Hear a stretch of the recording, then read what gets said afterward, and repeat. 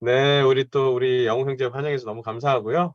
또 지난주는 정말 아까도 얘기했지만 우리 재욱 형제가 설교도 했습니다. 놀랍게도 우리 캠퍼스 모임도 하고 영피 모임을 했는데 물론 우리가 함께 같은 자리 예배도 좀 좋긴 했었지만 그래도 그들이 하는 예배를 제가 함께 볼 수 있어서 너무 감사했고요. 요즘 아침 저녁은 좀 추워요. 여러분께 날씨가 많이 차가워지니까 건강하기를 간절히 바라겠고요.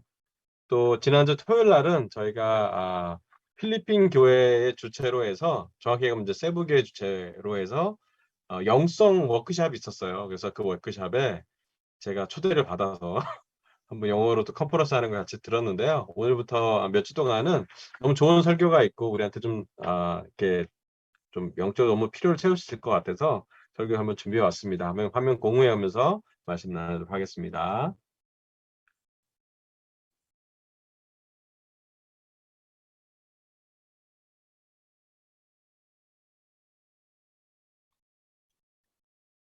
네, 먼저 이제 제일 먼저 해야 할 공유는 이제 지난 주일에 캠퍼스 영피 예배 드렸는데요. 우리 제국 형제가 나라는 존재의 본질이라는 주제로 어떻게 사는 게 맞는 걸까?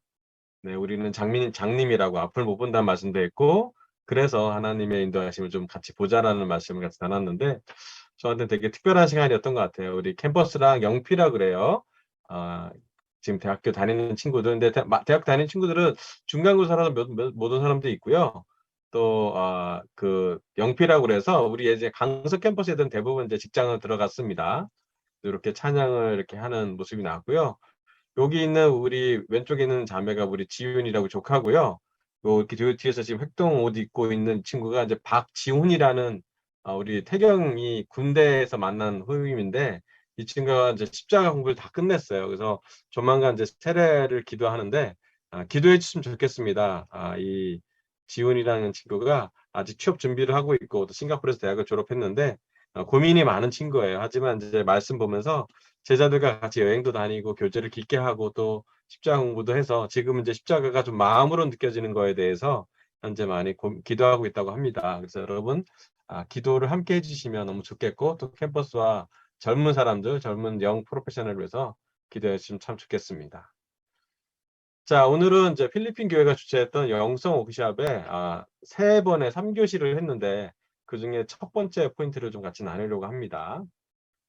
그 초대 자료는 이렇게 돼요. 영성 옥시압이라고 그러고 그다음에 이제 여기 나왔지만 연사들은 이제 로비드 까릴로 그다음에 세살 로페스 부부 그다음에 바이런 펄슨이라는 한 형제가 나눴는데 뭐 많이 왔어요. 아시아에서 뭐 자카르타 뭐 뭄바이 우리 그 아름 지금 캄보디아 가 있는 자매 아름 자매도 왔었고 또 우리 서울에서는 해군 자매부터 시작해서 몇몇이 참가해서 또 상민영 수님도 함께 참여해서 되게 좋은 시간을 보내고 저도 이제 초대를 받았는데 영어로 들을 수 있기 때문에 너무 좋은 스피리추얼 포메이션 워크샵 그래서 이제 우리말로 말하면 이제 영적인 형성에 대한 워크샵 이제 좀 줄여 말하면 이제 영성이라고 우리는 많이 표현합니다. 요즘 이제 전 세계 교회가 또 우리 특별히 전 세계 제자 모임을 하고 나서 그 연사였던 분들을 초청을 해서 우리의 영성이 어떻게 되는지에 대한 그 말씀에 대해서 준비하고 표현하는 그런 시간이 됩니다. 그래서 영성 워크숍에 대해서 첫 번째 1교시에 대해서 같이 나누려고 합니다. 뭐 주최는 이제 세부교회 인도자가 했었고 참석은 이제 줌으로 했는데도 436명인데 이제 436명만 하는 게 아니라 어떤 아시아 교회는 이제 교회에서 다 참여를 했기 때문에 적어도 참여 사람은 적어도 700~800명을 본다고 합니다. 그래서 세 분의 연사가 있었고 그중에 첫 번째가 이제 일부가 여기 있는 로베르토하고 이제 미셸 카릴로 부부 현재 이제 LA 롱비치 교회를 섬기고 있고요. 우리 한국 교회 어드바이저 그룹에 있는 분이세요. 이분은 이제 교사도 되고 목사님도 하십니다. 티처 자격증도 있고 예전에 전 세계 호프 월드와이드 CEO도 하셨고 되게 마음이 있는 형제고 또 특별히 교사로서 교회 티처 그 훈련도 받았기 때문에 되게 말씀에 대한 깊이 있는 가르침에 대해서 되게 관심 있는 또 영적인 것도 많이 볼 수 있는 그런 형제이기도 하고 목사님이시기도 합니다. 이분 나눴던 말씀의 주제가 스피리추얼 이제 포메이션 전이라 그래서 영성이 있는 여정 영적으로 살 때 우리가 어떤 여정을 갖게 되는지 이 여정에 대해서 말씀을 어떤 포인트가 있는 게 아니라 쭉 그냥 말씀을 했는데 되게 저한테 되게 와닿는 말씀이 많아서 같이 좀 나누려고 해요. 첫 번째 말씀은 갈라디아서 4장 18절부터 20절 말씀입니다. 제가 한번 읽어볼게요. 갈라디아서 4장 18절. 그런데 그들이 좋은 뜻으로 여러분에게 열심을 낸다면 그것은 내가 여러분과 함께 있을 때뿐만 아니라 언제든지 좋은 일입니다. 나의 자녀 여러분, 나는 여러분 속에 그리스도의 형상이 이루어지기까지 다시 해산의 고통을 겪습니다. 이제라도 내가 여러분을 만나 어조를 부드럽게 바꿔서 말할 수 있으면 좋겠습니다. 나는 여러분의 일을 어떻게 하면 좋을지 당황하고 있습니다. 아멘. 여기 사도 바울은요, 갈라디아 사람들이 행동에 많이 집중이 되고 마음을 많이 잃어버린 거에 대해서 도전을 주면서 이 말씀을 기록합니다. 특별히 19절에 보면 나의 자녀 여러분, 영적인 자녀라는 얘기겠죠.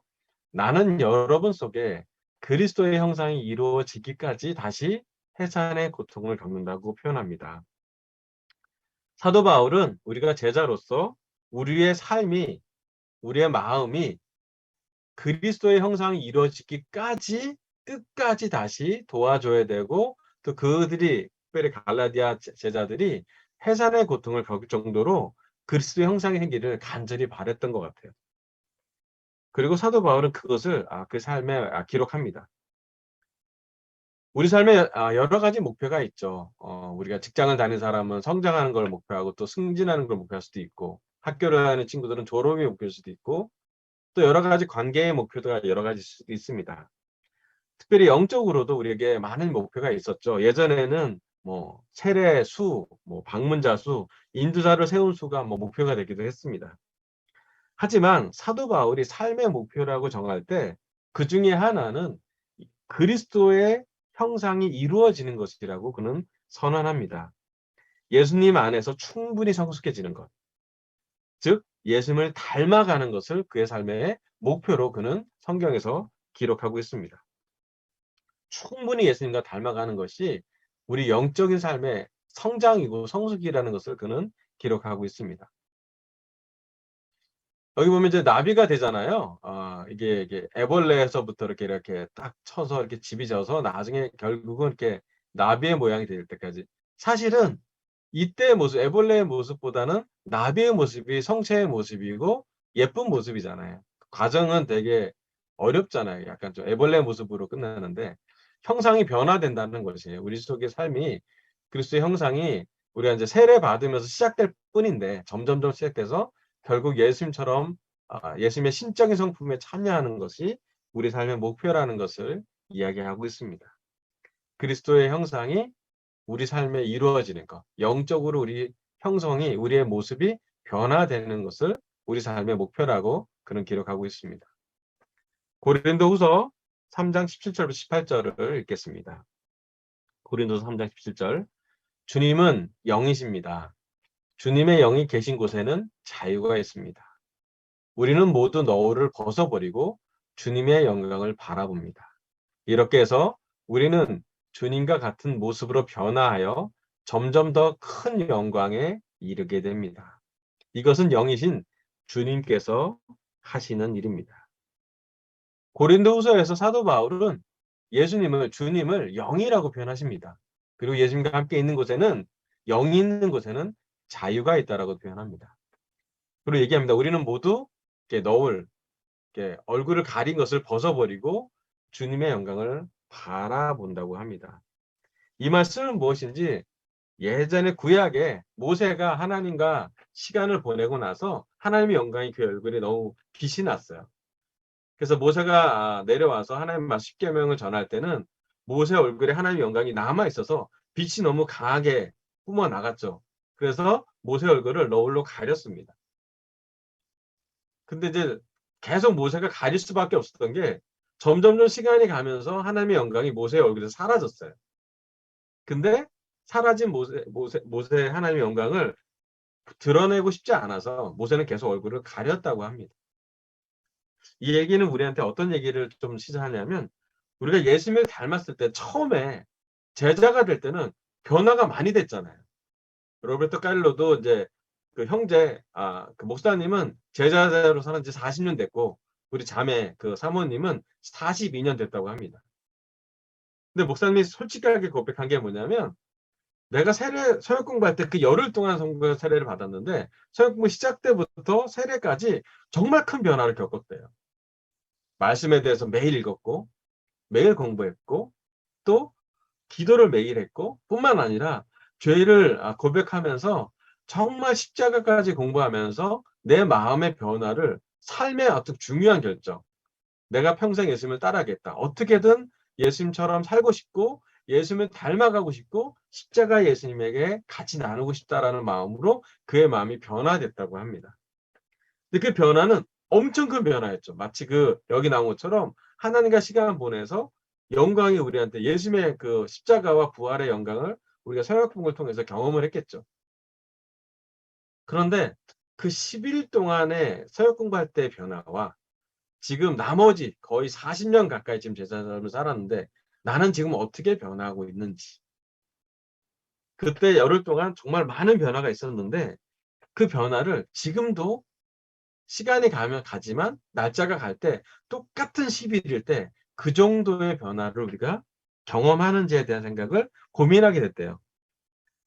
주님의 형상이 되는 것이 우리에게 영광인 것을 우리가 기억하자라고 얘기를 합니다. 우리가 주님과 조금이라도 닮아가면 하나님이 보실 때는 우리가 빛을 발하는 것이에요. 주님처럼 억울한 일을 당해도 그 억울한 일을 당할 때 반격하지 않으면 하나님 보실 때는 하늘에서 정말 빛이 쬐시는 것처럼 엄청난 영광이 그에게서 나온다라는 것이에요. 주님처럼 인내하고 누군가를 용서하고 우리 삶에서 사랑한다면 하나님 보실 때는, 영으로 볼 때는, 영적으로 볼 때는 그 사람의 빛이 폭발한다라고 표현한답니다. 예수님처럼 말하고 예수님처럼 사랑하고 예수님처럼 살아갈 수 있는 마음을 갖고 가는 것, 그것이 바로 우리 삶의 영광이라고 그는 표현합니다. 좀 슬픈 사연은 뭐냐면 세례 받을 때만 변화를 기대하고 때로는 우리가 예수님과 함께 걸어갈 때 지금 또한 예수님을 닮아가려고 하고 있는지, 누군가 우리를 도와줬을 때는 정말 많은 변화를 체크하고 또 영적인 사람과 우리보다 영적으로 성숙한 사람한테 도움받을 때는 많이 변화했는데 실제로 우리 스스로 혼자 있을 때 우리는 얼만큼 예수님과 스스로 자발적으로 예수님을 닮아가려고 하는지가 정말 중요하다라고 그런 설교합니다.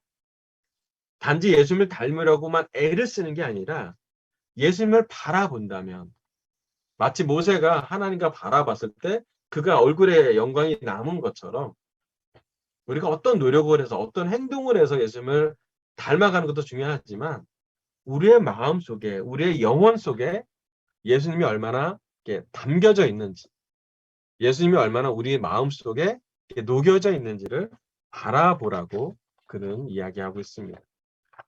예수님을 바라볼 때 놀랍게도 예수님을 투영할 수 있다고 합니다.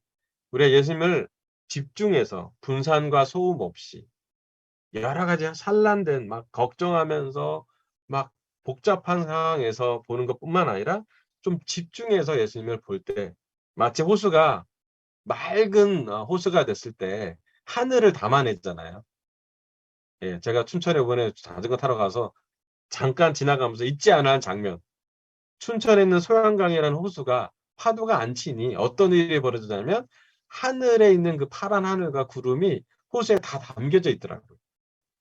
저하고 용준 형제하고 민호 형제는 그걸 보고 지나쳤습니다. 짧은 시간인데 마찬가지잖아요. 우리가 정말 우리 마음이 잔잔하고 평화롭고 집중됐다 있다면 우리 상황은 안 그럴 수 있죠. 걱정도 많아지고 지금 교회 상황도 복잡하고 내 마음도 힘들고 내 가정도 힘들고 내 관계도 힘들 수 있지만 우리 마음을 좀 평온하게 파도를 좀 잠재운 다음에 그리스도를 담아낸다면, 내 마음의 파도를 좀 가만히 있어라 라고 말할 수 있는 그리스도의 명령에 순종하고 오롯이 그리스도를 이렇게 딱 담는다면 우리 마음에 그리스도의 그 뭐랄까요, 거울로 담겨진 그리스도, 우리 호수가 이렇게 하늘을 담듯이 똑같진 않지만 점점점 닮아가는 그리스도의 모습이 되지 않을까. 우리의 전적인 관심, 이 관심은 육체적인 관심, 감정적인 관심, 영적인 관심을 다 포함하는 것이에요. 온전히 우리가 그리스도를 담아낼 수 있다면 그게 영광이라는 것이에요. 우리가 주님과 같은 모습으로 변화하는 것. 여러분, 이것은 너무나 놀랍고 특권이고, 이것을 우리 삶에서 천국 가기 전에 경험하는 것이 어쩌면 우리의 제자 삶의 본분이라고까지도 강하게 강조하는 그 설교를 들었습니다. 제가 제일 많이 와닿는 포인트가 여기였어요. 우리가 물론 그리스도를 닮은 행동도 많이 할 수 있지만, 그리스도처럼 말하고 그리스도처럼 누군가를 도와준 행동도 할 수 있지만, 그 전에 영적인 우리가 형성, 즉 영성을 새롭게 한다는 것은 무엇인지, 그리스도를 온전히 내 마음에, 내 영에, 내 삶에 담아내는 것을 이야기하고 있습니다. 그럼 온전히 우리는 그리스도에 집중되는 시간을 가져야 됩니다. 로베르트 카릴로 목사님 얘기했어요. 자기가 이제 한 번은 이제 설교 준비를 컴퓨터로 하면서 옆에서 아들이 뭔가 얘기하길래, 집중을 이제 컴퓨터를 하고 있잖아요. 근데 옆에 아들이 뭐라 하겠는데, 그래, 뭐 대충 알았어. 아들은 얘기하고 있는데 안 들리잖아요. 그래서 아들이 자기한테 다가오더니 자기의 얼굴을 이렇게 딱 움직였대요. 그리고 아빠 얼굴을 딱 잡고, 아빠 내 얘기 좀 들어줘 하고, 어린 아이가, 아들이 자기 얘기를 충분히 모니터에서 벗어나서 자기 아들을 보고 얘기할 때까지 집중했다고 합니다. 때로는 우리가 그럴 때 있어요. 여러 가지 우리 마음이 분산돼서 여러 가지를 보려고 하고, 여러 소리를 듣고, 여러 유혹을 받으며, 여러 걱정을 하고, 참 뭐랄까요, 많은 생각을 하면서 그 중에 하나를 그리스도가 볼 때가 있어요. 물론 현실로 보면 그게 더 가깝죠.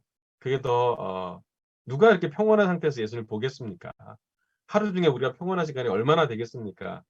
라고 말할 수 있는데, 진짜 예수님을 사랑하는 사람, 십자가 예수님을 기억하는 사람, 또 특별히 그리스도를 닮아가는 형상을 가져가고 싶은 사람은 그 시간을, 그 마음을, 그 헌신을 결정한다라고 표현합니다.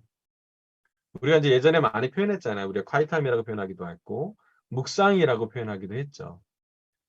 우리가 얼만큼 오롯이 집중된 시간을, 그리스도만 바라보는 시간을 우리가 충분히 권하고 있는지, 그리고 그 시간을 우리가 확보하는 게 얼마나 영적으로 중요한 싸움인지를 그는 설계하게 되었습니다.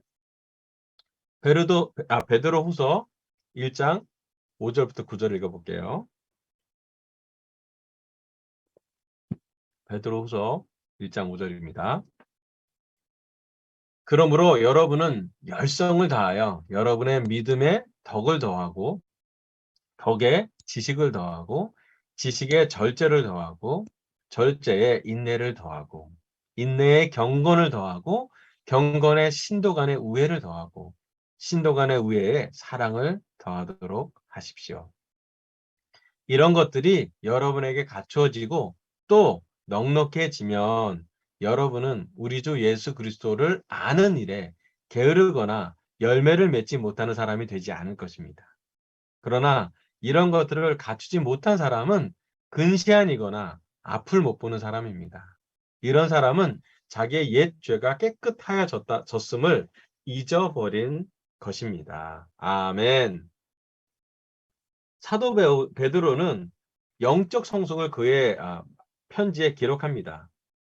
여기 보면 열성을 다해서 믿음의 덕, 덕의 지식, 지식의 절제, 절제의 인내를, 그리고 인내의 경건을, 경건의 우애를 더하고 우애의 사랑을 더하라고, 뭔가 지속적으로 영적으로 성장하고 성숙하는 것을 기대하는 말씀을 기록하고 있습니다. 자, 인내, 덕, 지식, 절제, 이 모든 것들은 사실은 그리스도의 삶의 방식과 연결됩니다. 사도 베드로는요, 3,000명을 세례 준 사람이기도 하죠. 교회가 성장될 때 예수님이 십자가에 떠나시고 나서, 십자가를 지고 나서, 부활하시고 나서, 떠나시고 나서 베드로의 한쪽 모습은 큰 교회를 인도한 인도자이기도 합니다. 예수님의 천국의 열쇠를 가진 사람. 근데 베드로의 또 다른 모습, 어쩌면 더 중요한 모습, 로베르토 카를로 목사님이 얘기할 때 가장 중요한 모습은 베드로는 예수님을 닮아가는데 최선을 다했다는 것이. 그가 세례 주는 것으로 그의 일을 끝낸 게 아니라 교회를 세우는 거에, 또 교회의 문제를 해결하는데 물론 여러 가지 많은 일을 했지만, 사실 베드로가 가장 놀랍게 해냈던 건 뭐냐면 그가 죽을 때까지 예수님을 닮아가는 걸 놓치지 않으려고 했다라는 것이에요. 좀 정확히 얘기하면 많은 전승이 얘기하잖아요. 베드로가 십자가에 죽으라고 얘기할 때, 거꾸로 죽을 때 나는 주님과 같은 사람이 될 수 없습니다라고 말할 정도로 끊임없이 예수님을 닮아가려고 그는 노력했다라는 거죠. 베드로가 완벽하진 않았습니다. 사도 바울이 볼 때도 베드로가 잘못한 것도 있고요. 아마 베드로의 아내가 볼 때도 베드로가 잘못된 것도 있었겠죠. 하지만 베드로는 변화했던 사람이라고 성경은 기록하고 있습니다. 완벽한 사람이 아니라, 완벽한 사도가 아니라 예수님을 닮으려고 하루하루 최선을 다하고, 여기 나왔던 것처럼 믿음을 가지려고 하고, 덕을 가지려고 하고, 지식과 절제를 가지려고 하고, 인내하려고 하고, 경건하려고 하고, 우애를 더하려고 하고, 사랑하기로 매일매일 싸웠던 사람이 봐도 바로 베드로였다고 볼 수 있습니다. 이런 영적인 형성, 예수님과의 충분한 닮아가는 성품이 되었을 때 그가 장로로서 교회를 도울 수 있었고, 그가 교회의 문제를 예수님의 성품이 있었기 때문에 예수님처럼 해결하려고 노력했을 것이고, 또 그가 그 시대의 많은 어려움, 박해 속에서도 순수한 신앙을 지켰다라고 봅니다. 베드로는 우리한테 이야기합니다. 지속적으로 우리가 죽을 때까지 예수님을 닮아가자고. 베드로는 그런 말씀을 우리에게 기록하고 있습니다. 히브리서 6장 1절에서 3절입니다. 그러므로 우리는 그리스도 교회의 초보적 교리를 제쳐놓고서 성숙한 경지로 나아갑시다. 죽은 행실에서 벗어나는 회개와 하나님에 대한 믿음과 침례에 관한 가르침과 안수와 죽은 사람의 부활과 영원한 심판과 관련해서 또다시 기초를 놓는 일이 없어야 하겠습니다. 하나님께서 허락하시면 우리는 그렇게 할 수 있을 것입니다. 여기 나온 히브리서 저자도 이야기합니다. 우리가 지속적으로 성장할 수 있다고요. 초보적인 교리가 있고 계속해서 성장하는 영적인 성숙의 성품을 성경은 기록하고 있습니다. 베드로후서 1장 3절에서 4절 말씀을 읽어보도록 할게요. 이 말씀 마지막 말씀이니까 우리 같이 한 목소리로 봉독하면 좋을 것 같습니다. 베드로후서 1장 3절에서 4절. 하나님께서는 시작. 하나님께서는 우리가 그를 알므로 말미암아 생명과 건강에 이르게 하는 모든 것을 그의 권능으로 우리에게 주셨습니다. 하나님은 우리를 부르셔서 그의 영광과 덕을 누리게 해주신 분이십니다. 그는 이 영광과 덕으로 귀중하고 아주 위대한 약속들을 우리에게 주셨습니다. 그것은 이 약속들로 말미암아 여러분이 이 세상에서 정욕 때문에 부패하는 사람이 되는 것이 아니라 하나님의 성품에 참여하는 사람이 되게 하시려는 것입니다. 아멘.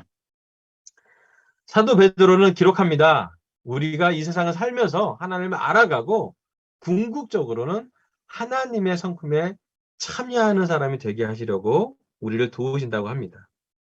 놀랍지 않습니까? 베드로는 감히 인간이 신적인 성품, 하나님의 성품에 참여할 수 있다고 믿었습니다.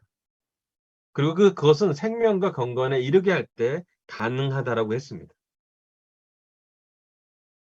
로베르토 카를 목사님이 이 사진을 우리에게 주셨어요. 뭐냐면 한 사람은 노인이고요. 한 사람은 성숙하신 분이에요. 여기 늙었다고 해서 성숙한 건 아니라고요. 여기는 반지의 제왕에 있는 갈라폰 마법사는 늙었지만 성숙하고 지혜롭고 능력도 있었다라는 것이에요.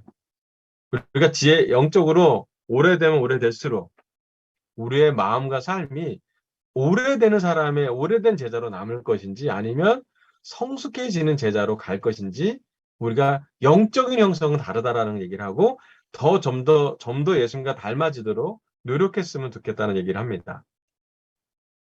그래서 우리 삶의 여정은 어둠에서 빛으로 가는 여정이라고. 또 우리가 어둠의 빛으로 가는 세례를 받았잖아요.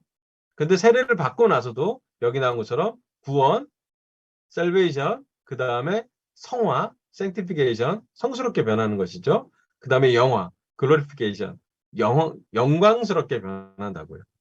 성경은 이것을 다 기록합니다. 믿음으로 구원받는데 믿음이 점점 어떻게 성장하냐면 첫 번째는 구원을 믿는 것으로 시작하고요.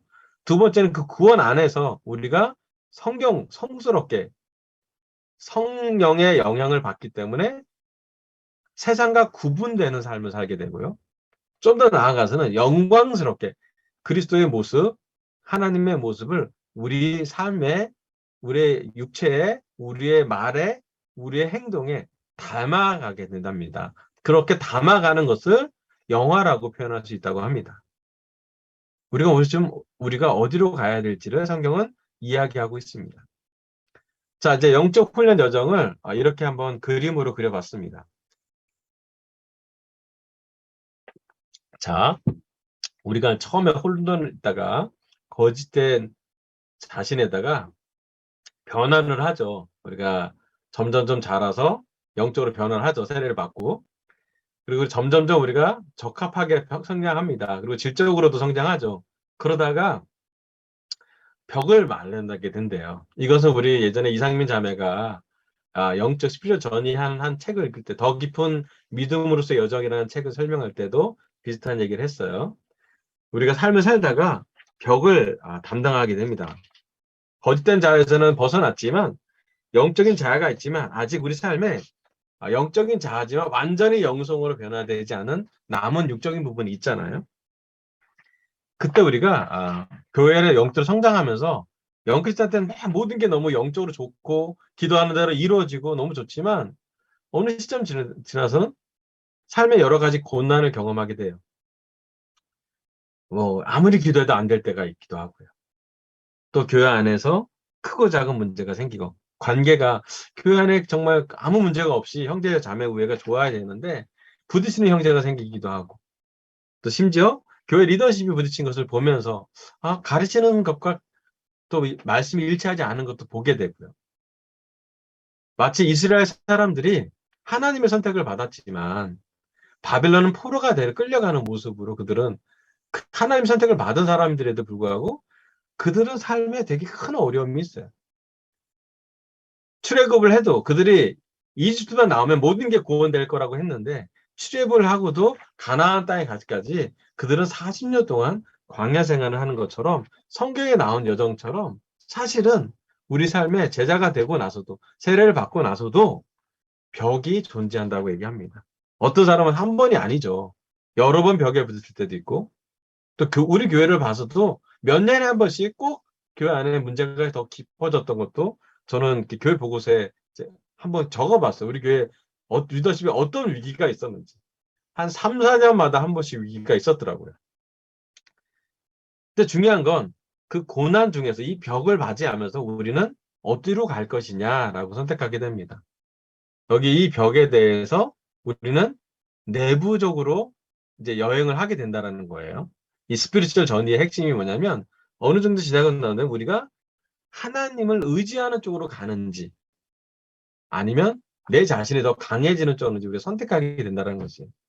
그리스도를 닮은 사람이라면 그리스도를 따라가는 사람이라면 점점점 내부가 그리스도를 닮아간다라고 그는 기록합니다. 그리고 점점점 영적으로 뭐 정신이라고 표현하는데 영성이 주도된다라고 표현할 수 있어요.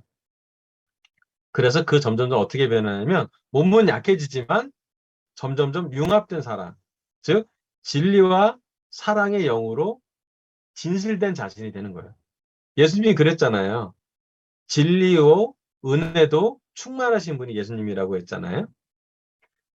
사실 그거 대단히 어려운 일이잖아요. 사실 우리가 예수님을 닮는다면 진리도 충만해져야 되고요. 진실해져야 돼요. 죄에서도 회개해야 돼요. 하지만 반대로 사랑도 은혜도 충만해져야 돼요. 머리로는 알겠어요. 우리 하나님 예수님 우리 사랑하는 거. 근데 진짜 가슴으로 관계에서 우리가 정말 예수님 사랑을 이렇게 마음으로 느끼는지. 지식으로는 예수님 나 사랑하는 걸 알아. 머리로는 믿는데 가슴으로는 예수님이 날 사랑하는 내가 기쁘나? 내가 십자가로 충분한가? 내가 이 세상에서 받는 고난에 내 기도의 응답이 노라고 얘기해도 나는 여전히 내가 외양간에 소가 없어도 기뻐할 건지, 무화과 나무에 열매가 맺히지 않아도 나는 여호와가 나의 구원자이기 때문에 기뻐할 것인지라고 본다라는 것은 사랑도 진리도 융합되어서 충만할 때 가능한데, 그게 바로 우리의 영적인 여정이라고 합니다. 진짜 여정은 그렇습니다. 고난이 왔을 때 우리가 왜 예수를 믿고 사는지, 이 고난 속에 하나님은 우리의 음성을 듣는지 안 듣는지 기도하다가 울부짖음으로 우리는 끝납니다. 영성은 하나님을 삶에서 경험하는 것입니다. 성경의 많은 저자들은 하나님이 우리 얘기를 왜 안 들어주시는지 울부짖음을 그의 삶의 기록으로 남겨놓습니다. 기도의 응답만 남긴 것이 아니라 울부짖음과 슬픔과 눈물을 성경은 시편으로 기록하고 있습니다. 솔직히 말하면 벽에 부딪힐 때마다 사람들은 포기하게 됩니다. 우리는 2003년에 전 세계가 교회가 벽을 경험했고 포기한 사람도 경험하게 됩니다. 한 번이 아니라 여러 번 벽에 있다면 우리에게는 포기한 사람들이 늘어날 수도 있습니다. 하지만 벽에 직면할 때 우리는 진짜 배우는 시간을, 내면의 시간을 영성으로 우리를 훈련하는 시간을 갖게 됩니다. 하나님이 보이지 않을 때 하나님을 의지하는 것. 주위에 영적인 좋은 소식을 듣고 믿는 건 쉽습니다. 하지만 보이지도 않고 느껴지지 않는데 어떻게 우리가 하나님을 믿고 의지하는지. 예전에는 사람들을 보고 나를 인도했던 사람들이 하나님의 말씀을 전해줬고 그들의 삶에서 하나님이 열매를 맺는 거 보고 믿기가 쉬웠어요.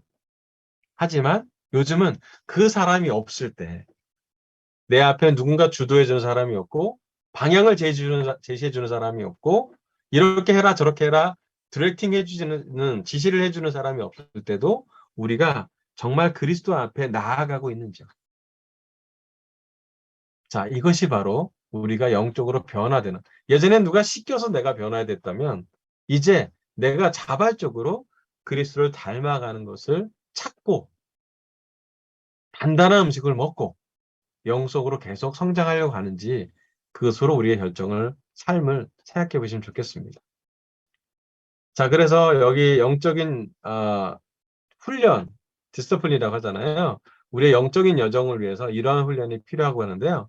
뭐 중요하게 얘기한다면 이제 천주교 용어인데 렉쇼 디비나라고 그래서 이게 뭐냐면 영적인 독서라는 뜻이에요. 하나님의 말씀인 성경을 읽고 묵상하는 수행을 계속 해야 되는데 어떻게 할 수 있는 것인지 이제 영적인 훈련에 대해서 이렇게 기록하고 있습니다. 어떻게 하면 영적인 형성이 생길까? 영적인 개발은 어떻게 할까? 영적인 전환은 어떻게 할까? 자, 이 모든 것에 이러한 것이 도움이 필요합니다. 첫 번째는 고요하고 고독해야 되고 조용해야 되고 레멘테이션, 에레미 애가, 그 다음에 묵상, 그 다음에 확실하게 확인하는 거, 자기 혼자 이렇게 생각하고 좀 소화하는 거, 그 다음에 자기 시험하는 거. 안식일도 중요하죠. 마음을 챙겨야 되고요. 기도하고 때로는 금식해보고 또 성경을 기억해보고 여기 나온 것처럼 성경을 신적인 독서, 그러니까 마음에 수용하는 마음으로 읽어보는 거, 그 다음에 저널리면 이제 일기로 기록해내는 거예요. 자, 이런 것들을 하면서 우리가 영적으로 스스로 훈련할 수 있다고 합니다. 자, 이 부분에 대해서 우리 한번 생각해 보시고 일부 섹션이 끝나갈 때쯤은 우리가 서로 남아 한 15분 정도 내가 영적으로 어떤 변화를 하고 싶은지에 대해서 서로 이제 나누는 그런 시간, 어떤 게 마음에 와닿다라는 것을 좀 가져보는 시간을 가졌습니다. 그리고 이제 여기 참고 도서는 뭐냐면 이제 두 개의 참고 도서는 한국어로 번역이 됐고요. 나머지 이 두 개는 이제 우리 교회 DPI 예전에 DPI죠. 그 책인데 두 개의 책은 지금 한국어로 좀 기록되어 있으니까 보시고 특별히 더 깊은 믿음으로 여정은 우리 이상민 자매도 소개해 줬지만 한 번 정도 여러분이 읽어보시기를 추천하고 있습니다. 아멘. 이상으로 설교를 마치겠습니다. 감사합니다.